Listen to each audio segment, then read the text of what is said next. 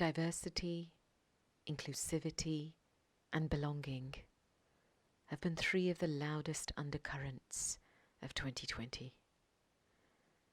The pandemic has ripped through all discriminatory barriers and limitations, affecting the lives of each and every person. It brings to light one thing: we are all in this together. Diversity is a state of the natural world and the human world.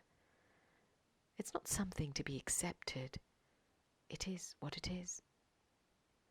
The natural world reflects to us the beauty of real diversity, where coexistence and healthy competition is natural.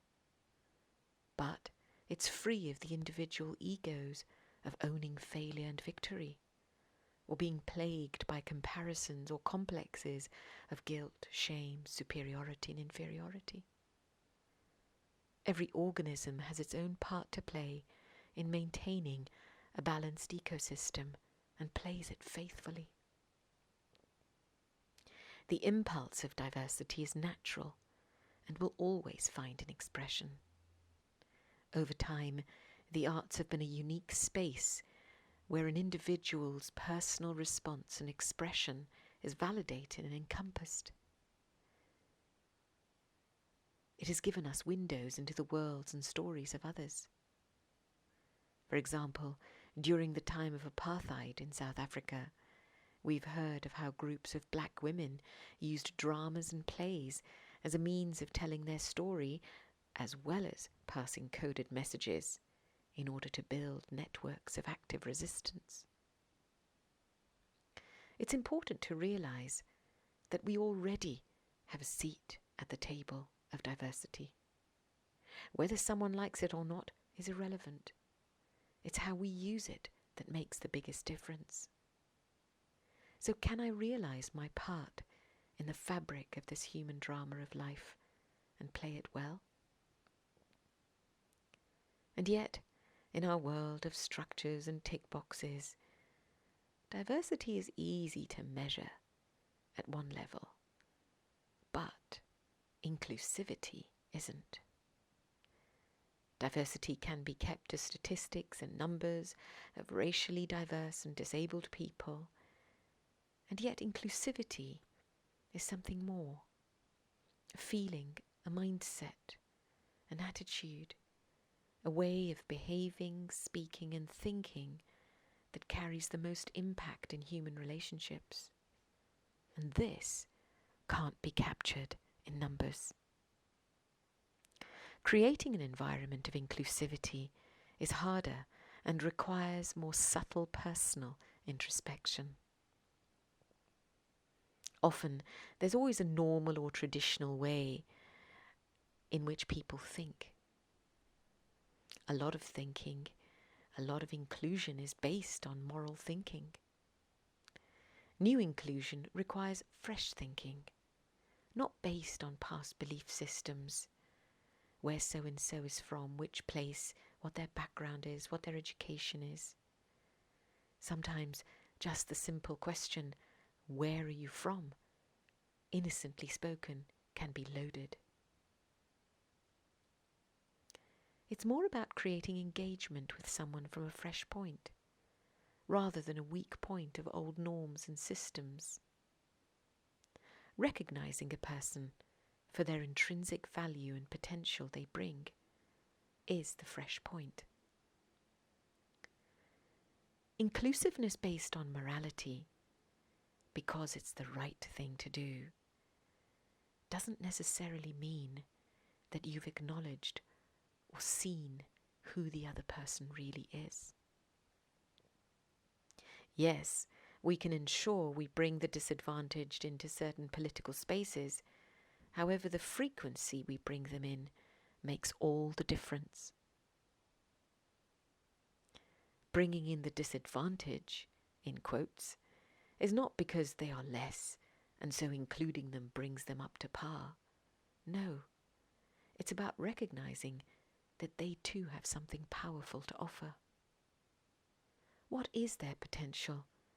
And including them because of that, will make all the difference.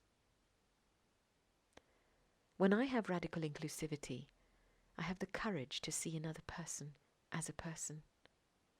No matter what their packaging, they have potential and value. When potential is recognized, people can walk in and claim their seat at the table with strength and not shame. Why do I include people? Is it because I'm good? I'm doing the right thing? Or is it because I truly recognize that their potential will make all the difference?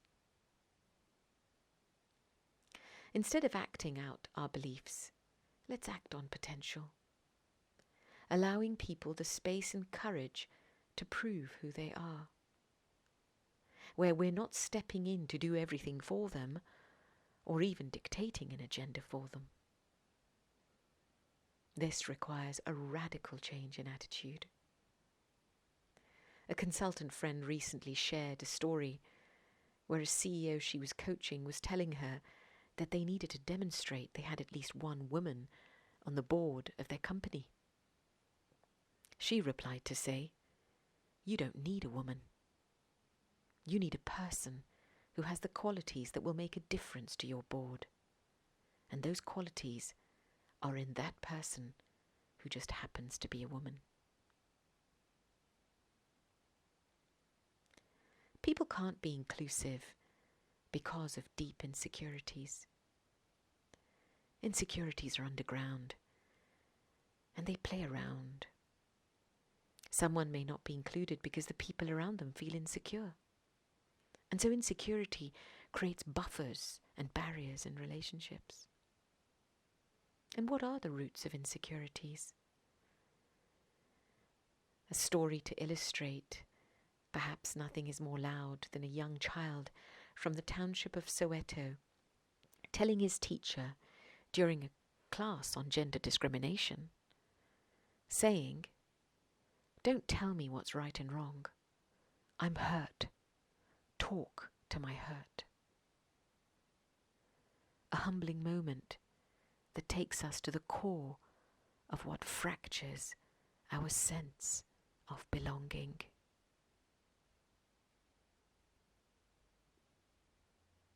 When we feel hurt, we get angry, and the bonds between us bear the brunt of this. A sense of belonging is paramount to nurturing real attitudes of inclusivity. And this requires a radical overhaul and healing of spirit. More and more, meditation is becoming a powerful tool to release ourselves from the limited trappings of the ego and reconnect us with our spiritual, authentic self. Consequentially, this leads to more openness and kindness in interactions, and more importantly, the deep realization of our precious interconnectedness. If we can approach the mistake of another as our own, or the success of another as ours, then we can become the instruments to dance in harmony. Ego is connected to pain, and suffering is connected to attachment. And 2020 has been a time where all of this has been severely challenged and dismantled in some cases. Pablo Picasso aptly said, "There is only one way to look at things until someone shows us how to look at them with different eyes." Nobody can argue that this year we have been pushed to review many aspects of our personal lives, and also perhaps our vision for collective harmony. 2021 is a time to radically belong. Are you up to it?